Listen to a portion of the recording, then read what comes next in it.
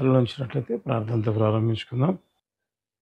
ప్రేమగల తండ్రి, కృపగలిగిన ప్రభా, జీవంగలిగిన నా శివాధిపతి, నీకు బంగారు పాదాలకి వందనాలు, స్తోత్రాలు. ఆశ్చర్యకరుడు, ఆశ్చర్య కార్యాలు చేసే గొప్ప దేవుడు మీరే గనుక వందనాలు.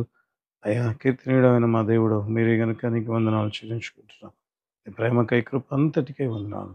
ఏదైనా వాక్య భాగం ద్వారా మీరే మాతో మాట్లాడండి, మమ్మల్ని బలపరచు, మా విశ్వాసాన్ని వృద్ధిపరిచేయమని ప్రార్థన చేసి కూర్చున్నాము తండ్రి. అనేక సార్లు నాయన మేము కలిగిన వాటిని బట్టి మేము భయపడే వారిగా ఉంటుండగా తండ్రి, నిజముగా ప్రభువా మీరు తండ్రి మీ వాక్యం ద్వారా మమ్మల్ని బలపరుస్తూ మా ఆత్మీయ జీవితాల్లో ముందుకు తీసుకెళ్తున్న గొప్ప దేవుడిగా మీరు ఉంటున్నందు బట్టి నీకు వందనాలు, స్తోత్రాలు చెల్లించుకుంటూ నేను తలంపుల మీద రక్త ప్రోక్షించి వినగలచ్చు, విగ్రహించగల మనసు ప్రతి బిడ్డను తండ్రి వాక్యం ద్వారా తట్టి లేపి మీరు మాత్రమే మహిమ, ఘనత, ప్రభావాలు పొందు సమస్త మహిమ నీకు చెల్లిస్తూ యేసు తండ్రి ముందున్న సమయంలో మీరు మహిమపడాలి. యేసు నామమున అడిగి ప్రార్థిస్తున్నాము తండ్రి. ఆమేన్, ఆమేన్, ఆమేన్. హల్లెలూయా. నిజంగా ప్రేమైన వలన అనేక సార్లు నిజంగా దేవుడు చెప్పిన మాటను, ఆ వాగ్దానాన్ని, అంటే దేవుడు మాట్లాడితే అది వాగ్దానమే అవుతుంది కదా. మాకు దేవుడు చెప్పిన ఆ మాటలను ఒకవేళ దేవుడు మన జీవితంలో ఉపకారం చేస్తాను, లేకపోతే రకరకాల ఆశ్రదపు మాటలు ప్రభు మనతో చెప్పి ఉంటాడు.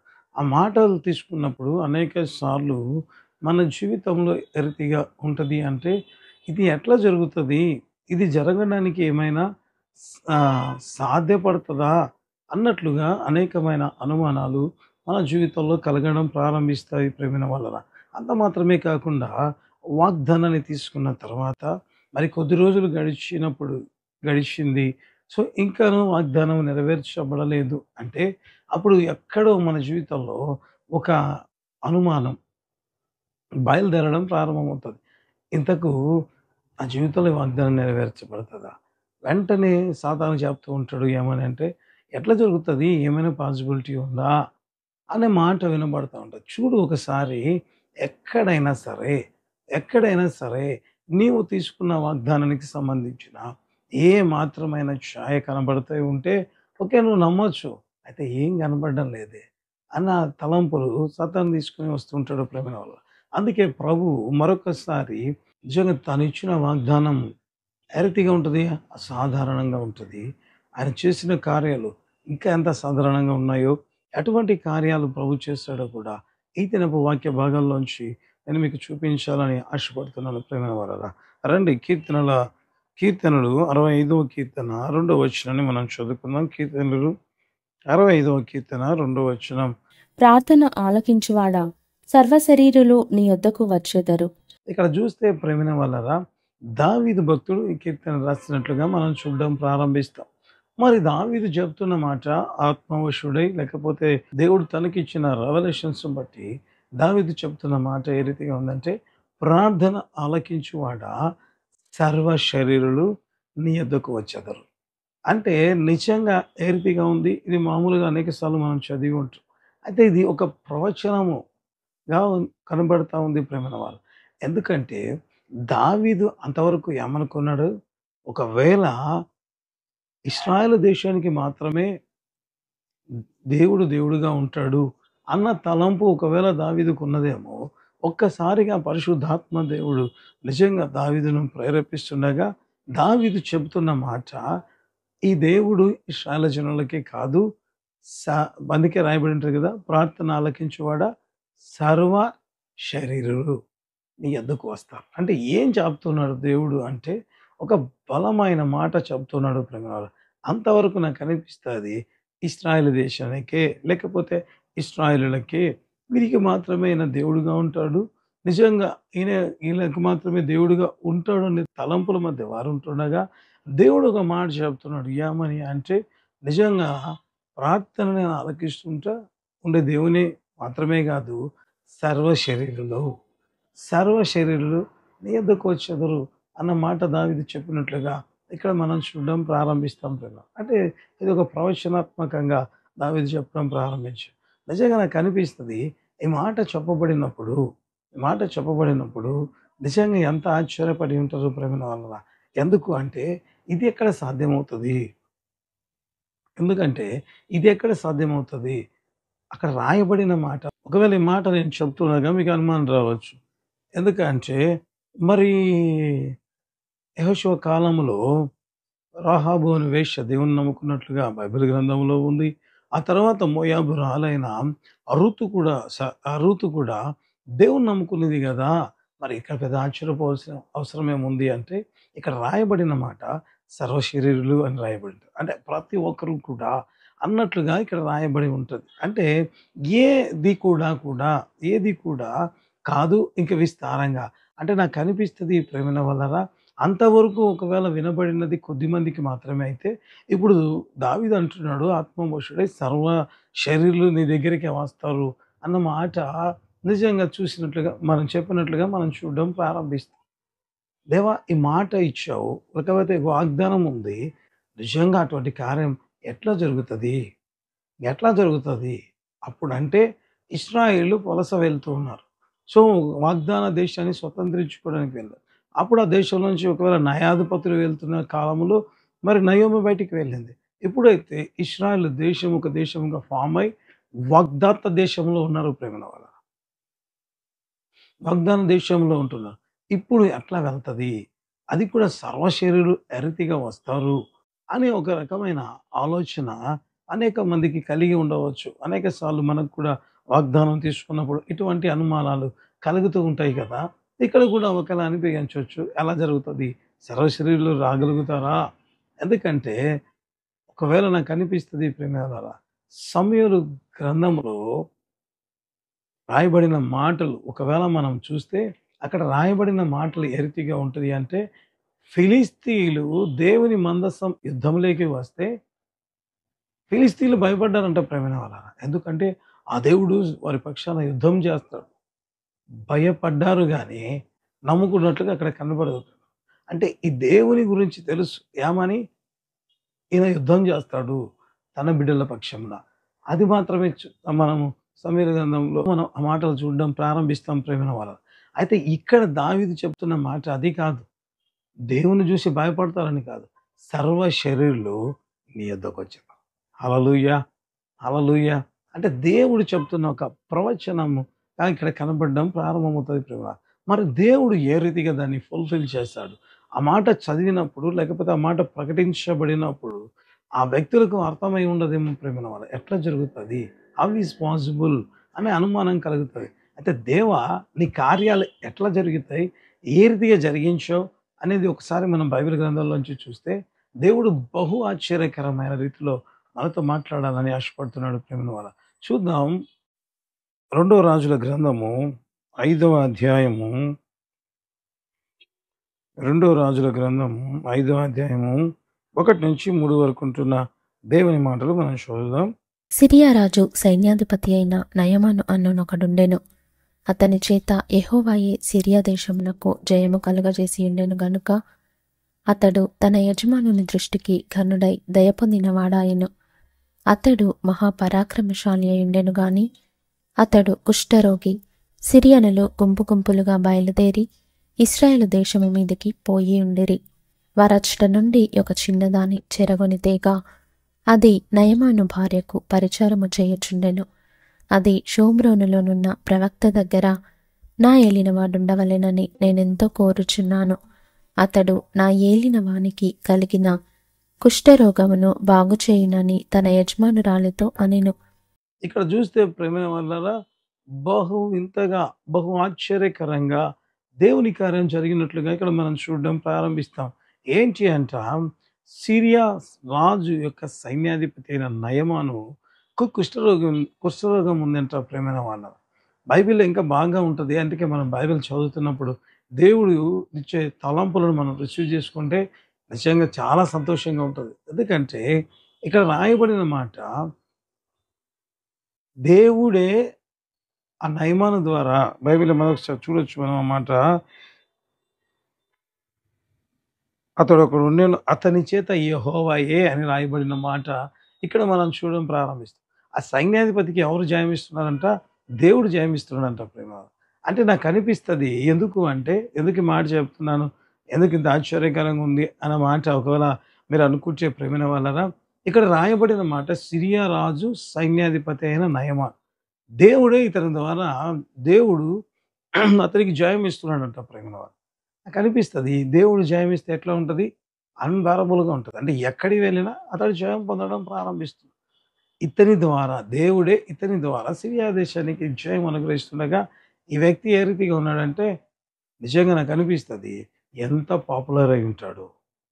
సిరియా దేశపు సైన్యం వస్తూ ఉంది అంటే, అయ్యో! నయమాను వస్తున్నాడేమో, ఓయమ్మ! నయమాను ముందర మేము ఎక్కడ నిలబడగలం?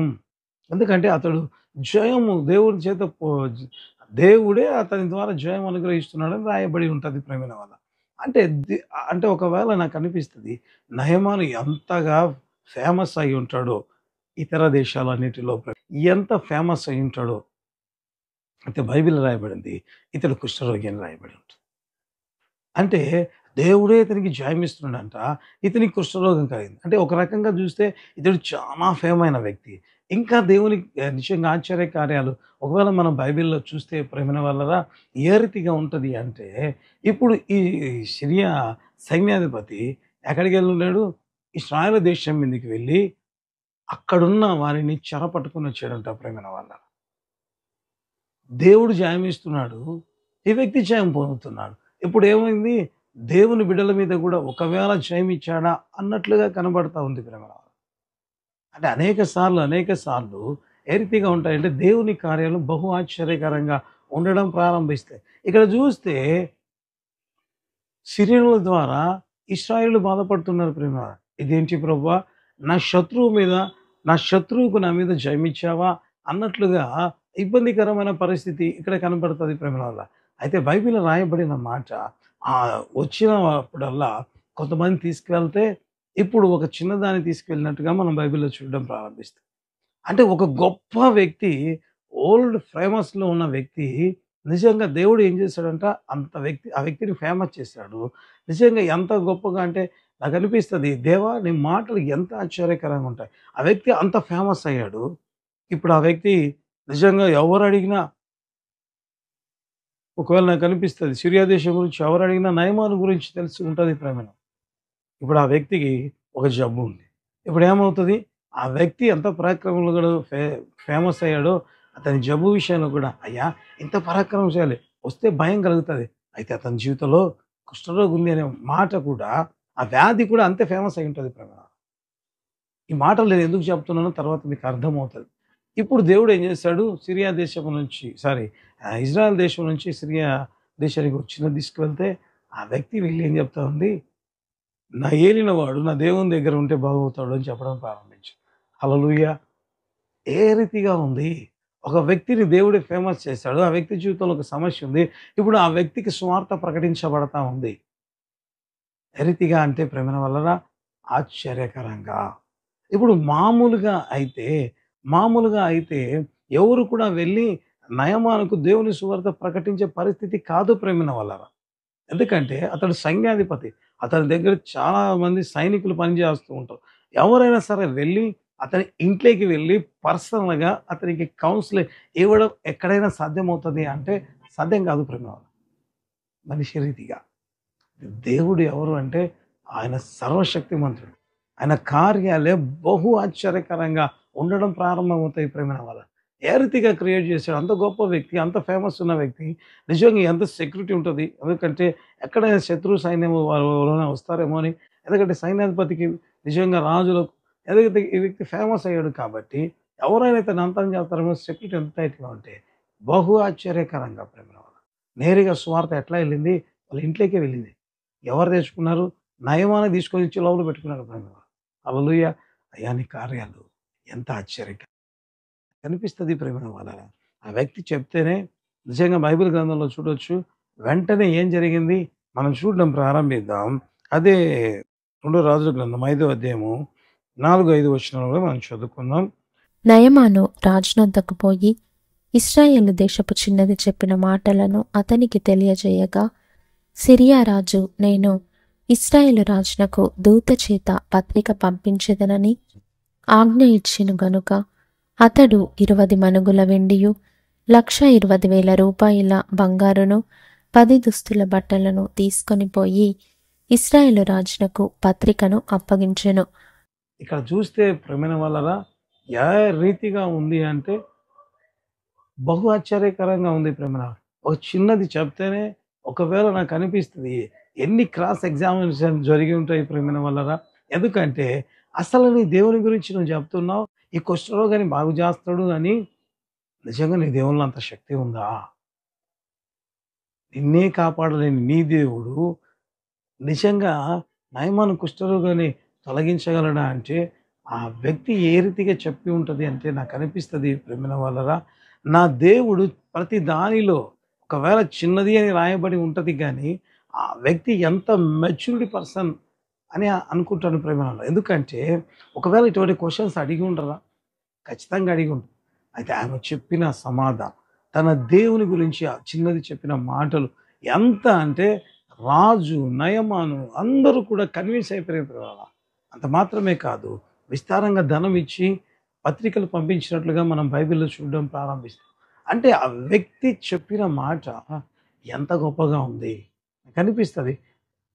అసలు సువార్తే జొరబడదు ఇతని దగ్గరికి అన్న వ్యక్తి దగ్గరికి బహు ఆశ్చర్యకరంగా సువార్త తీసుకొని వెళ్ళాడు ప్రభు. అనేక సార్లు మనం అనుకుంటాం ఎట్లా నెరవేరుతుంది దేవుని వాగ్దానం. అసలు ఏమైనా ఛాన్స్ ఉందా? సర్వశరీరులు వస్తారన్నారు. అటువంటి నయమాన్ లాంటి వ్యక్తి కూడా వస్తాడా? సర్వశరీరులు నయమాన్ కూడా ఒకడు కదా, రాగలుగుతాడా?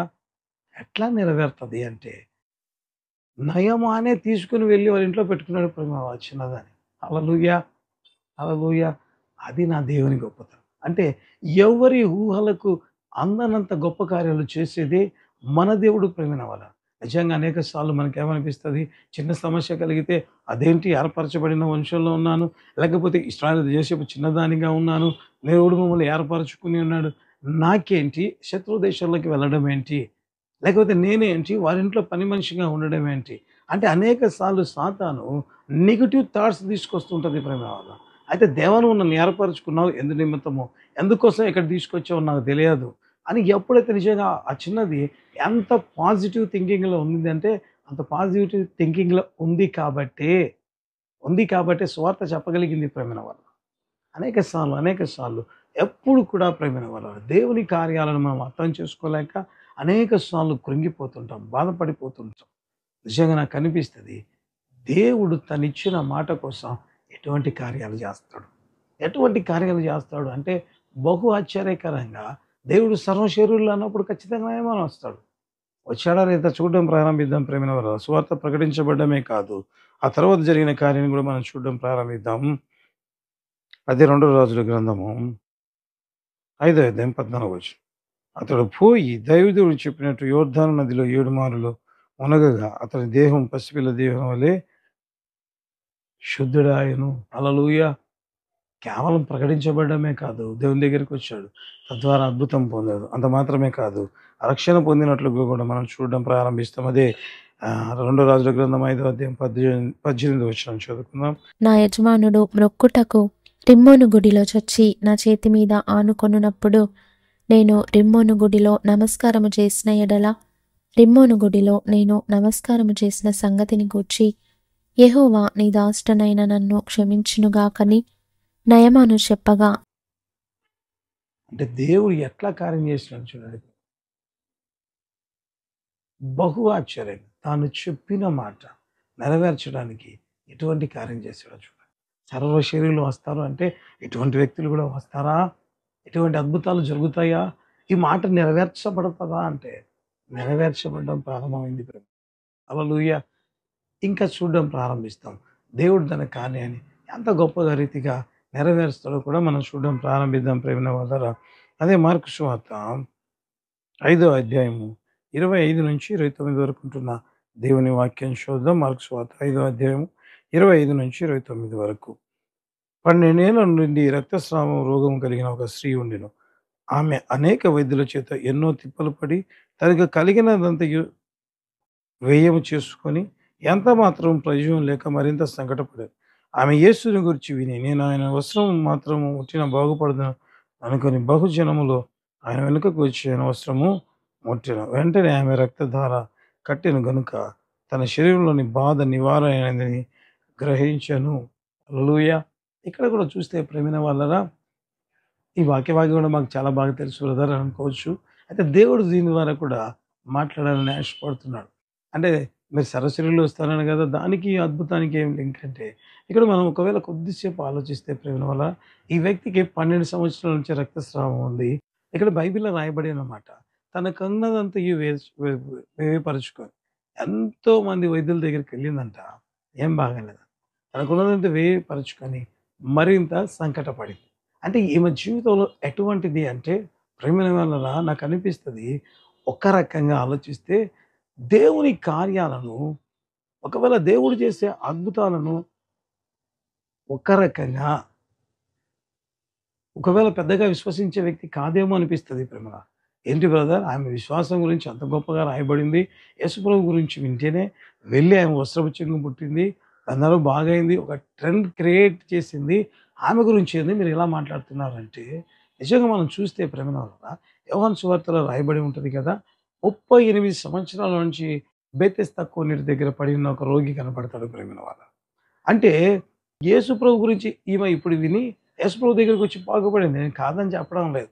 అయితే అంతకు ముందు నుంచే 38 నెలల నుంచి అంటే ఆ కోనేటి ఇంకెన్ని రోజుల నుంచి ఉండాలి. అక్కడ దేవదూత దిగి వచ్చి నిజంగా బైబిల్ గ్రంథంలో రాయబడి ఉంటది. నీళ్లు కదిలించుట కలదు. అప్పుడు ఎట్టి వ్యాధిగ్రస్తుడైనను. బైబిల్‌లో చాలా చక్కగా ఉంటది ఇక్కడ. ఎట్టి వ్యాధిగ్రస్తుడైనను. అందులో దిగిన యెడల ఏమవుతది అంట? వాడు స్వస్థత పొందుతాడని బైబిల్‌లో రాయబడింది ప్రేమ.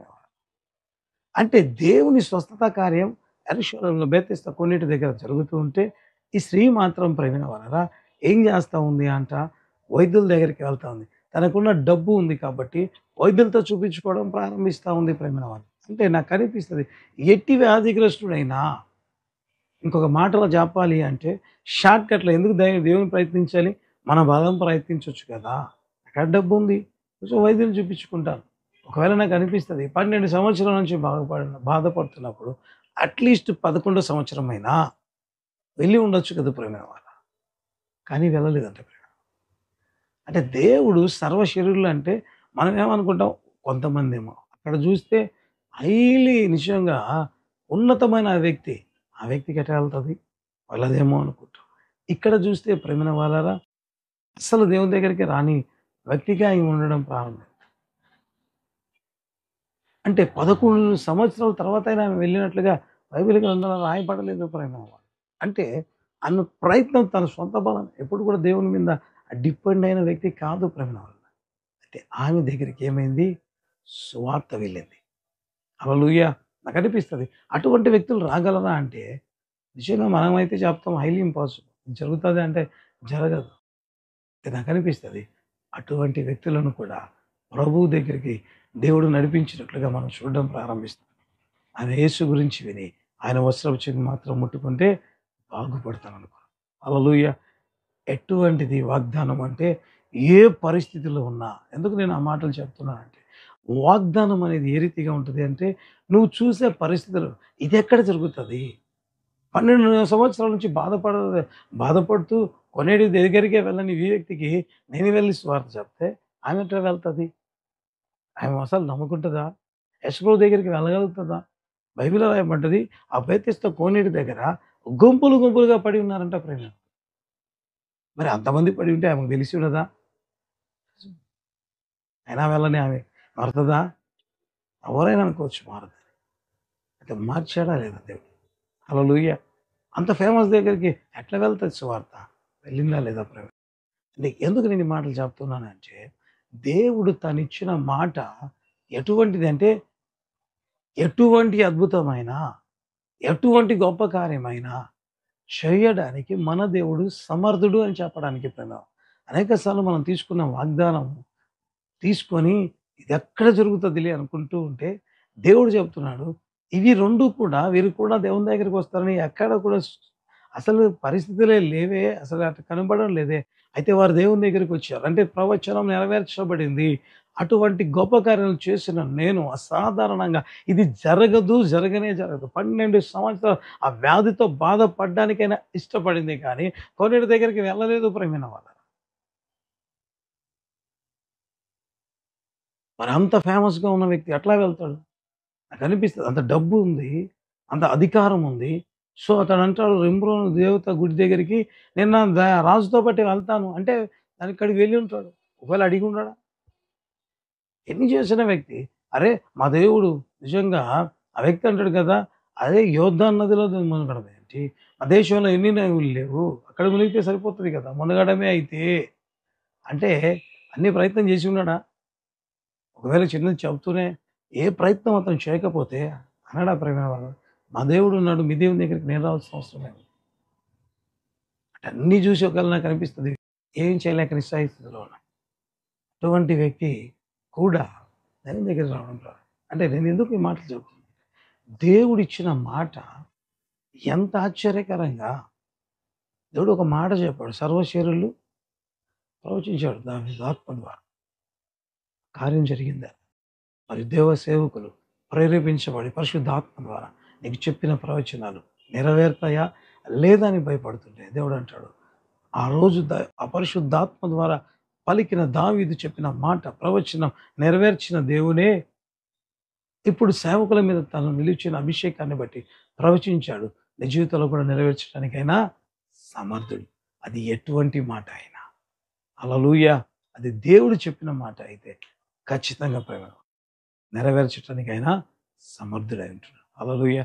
మరి ఏ విషయంలో మీరు భయపడుతున్నారో, ఏ విషయంలో అనుమానపడుతున్నారో నాకు తెలియదు కానీ అది దేవుడు చెబుతున్న మాట. తను ఇచ్చిన మాట తాను నెరవేర్చే దేవుడై ఉంటున్నాడు. హల్లెలూయా. అటు దేవుని కలిగి ఉంటుండగా భయం విడిచిపెడదాం, ప్రార్థన చేద్దాం. దేవుడు ఆశ్చర్యకరంగా ఏ రీతిగా నయమానుకు వెళ్తుందా సువార్త అంటే వెళ్ళింది. ఎంత ఆశ్చర్యకరంగా ఎవరు ఊహించనంతగా. మరి 12 సంవత్సరాల నుంచి కొన్నిటి దగ్గరికి ఆమె దగ్గరికి వెళ్ళిందా? వెళ్ళడం కాదు ప్రేమలో పిలుచుకొని వచ్చింది. హల్లెలూయా. అది దేవుని కార్యం. సర్వ శరీరులు ఎదగొచ్చు. ఆ మాట అక్షరాలు నెరవేర్చిన దేవుడే మీ జీవితంలో దేవుడిచ్చిన ప్రతి వాగ్దానాన్ని నెరవేర్చడానికి సమర్థమైనట్లుగా నమ్ముదాం, ప్రార్థన చేద్దాం. వాగ్దానాలు స్వతంత్రించుకోవడం ప్రారంభిద్దాం. తలలోంచి ప్రార్థన చేద్దాం. ప్రేమ కలిగిన తండ్రి, కృప కలిగిన ప్రభువా, జీవం కలిగిన అన్న జీవాధిపతి నీ గణనామానికి వందనాలు యేసయ్యా. ఆశ్చర్యకరుడు ఆశ్చర్యకార్యాలు చేసే గొప్ప దేవ స్తోత్రం. కీర్తనీయుడైన మా దేవుడు మీరే, మాట్లాడేవాడు మీరే ప్రభువా. మారని దేవుడు, మాట తప్పని వాడు మీరు గనుక నీకు వందనాలు చెల్లించుకుంటాం. అయ్యా అయ్యా నిజముగా ప్రభువా మీరు ఎంతైనా నమ్మదగిన దేవుడు. అందుని బట్టి వందనాలు. మాట్లాడిన ప్రతి మాటను బట్టి నీ బిడ్డల జీవితాల్లో విశ్వాసాన్ని వృద్ధిపరచండి ప్రభువా. విశ్వాసాన్ని వృద్ధిపరచండి నాయన. ప్రతి ఒక్కరూ పొందిన వాగ్దానం నెరవేర్చబడుతుంది నమ్మి ఆత్మీయ జీవితంలో ముందుకు సాగులాగున కృప చూపించు. మరి ఏ విషయంలో వాగ్దానం నుంచి గర్భఫలమా, అశ్రు, మ్యారేజ్, లైఫ్ సెట్ నుంచి ఏ విషయంలో ఆర్థికపరమైన నూతన గృహం, అయా వెహికల్స్, అయా తండ్రి ప్రతి వాగ్దానం రచించబడుతుంది. ప్రతి వాగ్దానం నెరవేర్చబడును కాక ట్రాన్స్ఫర్, ప్రమోషన్స్ ఏవైనప్పటికీ నాయన మీరు చేయగల సమర్థుడవు ప్రభు. కాబట్టి నీకు వందనాలు చెల్లించుకుంటూ నీ విశ్వాసాన్ని పెంపొందింపచేసి మీరు మహిమ పొందమని ఏ వందనాలు చెల్లించుకుంటూ ఈ కార్యక్రమం సహకరిస్తున్న ప్రతి బిడ్డను దీవించి ఆశీర్వదించండి. అవును తన పరిచయకు ఆర్థికంగా సహకరిస్తున్న ప్రతి బిడ్డను వారి కుటుంబాలను పరిచర్యకు అన్ని విధాలుగా సహకరిస్తున్న బిడ్డలు అందరినీ తన పరిచయం ప్రేమించి అనేకులకు పరిచయం చేస్తున్న బిడ్డలను దీవించి ఆశీర్వదించండి. తప్పకుండా తండ్రి యూట్యూబ్లో కార్యక్రమం చూస్తున్న ప్రతి బిడ్డల మీదకి వారి కుటుంబాల మీదకి నాయన ఈ వాక్యం విన్న ప్రతి బిడ్డ మీదకి దేవు నీ ఆత్మను పంపించి ప్రభా అద్భుతములు జరిగించండి. బ్యాక్ పెయిన్ తొలగించండి. అయా నా మంచి డెలివరీ అవ్వడానికి కృప చూపించండి. నార్మల్ డెలివరీ కావడానికి కృప చూపించండి. సంతానం అయా మగపిల్లవాడు కావాలనుకుంటున్నారు, అయా జరుగుతుంది అనుకుంటున్న వారి జీవితంలో కూడా మంచిగా సక్సెస్ఫుల్గా జరగడానికి పరిశుద్ధాత్మ దేవుని కార్యం జరిగించి కుటుంబంలో భర్తలు మారని బిడ్డలు ఉంటున్నారు అని మార్చండి నాయన. అనేక మంది వాగ్దానాల కోసం ఎదురు చూస్తున్నారు. వారి జీవితంలో వాగ్దానాలన్నీ నెరవేర్చి మీరే మహిమ పొందు. శూన్యములు ఈ భూమిని వేలాడదీసిన దేవుడే మా దేవుడై ఉంటుండగా అదే గొప్ప కార్యాలు నీ బిడ్డల జీవితంలో కూడా మీరు జరిగించడానికి మీరే మహిమ పొందమని సమస్త మహిమ ఘనత ప్రభావాలు నీకు చెల్లిస్తూ మన సంతానం అనేది అయ్యా ఇంకా ఏ ఆశీర్వాదాల కోసం నీ బిడ్డలు ఎదురు చూస్తున్నారు. ప్రతి అద్భుతం మీరే జరిగించి మరి ముఖ్యంగా మీరు తొలగించి మీరే కుటుంబంలో సమాధానం లేని వ్యక్తులను కనబో వారి జీవితంలో వారి కుటుంబంలో సమాధానం అనుగ్రహించి మీరు మాత్రమే మహిమ పొందమని తండ్రి నిత్యముగా అడుగుతూ సేవ చేస్తూ కూడా అయ్యా మీరు ఆశీర్వాదం డిస్టర్బ్ చేస్తున్న ప్రతి అంధకారికి యేసు నామములో మీరు బంధించి మేము ట్రాన్స్ఫర్స్ కోసం ఎదురు చూస్తున్న బిడ్డలు అద్భుతం దేవుని బిడ్డలు నిత్యంగా అనేక మంది ఇబ్బందులు వెళ్తుండగా వారందరి సమస్య తొలగించి మీరే మహిమ పొందాలి. సమస్త మహిమ నీకు చెల్లిస్తాం. యేసు ప్రభువు ప్రతి కుటుంబాన్ని దర్శించు చేర్చుట కృప చూపించు. యేసు నామమున అడిగి ప్రార్థిస్తున్నాం. మరి ఏ అక్కర్ల నిమిత్తమై విడుదల చేసిన ఒకవేళ అంశాలు నేను ఒకవేళ మెన్షన్ చేయకపోతే వాటి అన్నిటిని కూడా మీరు అనుగ్రహించు. వారు చేస్తున్న వ్యాపారాలనైనా వర్ధిల్లింప చేయమని ప్రార్థిస్తున్నాం. వారి చేతి పనులు మీరు దీవించు. కాబట్టి ఎగ్జామ్స్ ప్రిపేర్ అవుతున్న బిడ్డలు కూడా ఉంటారు.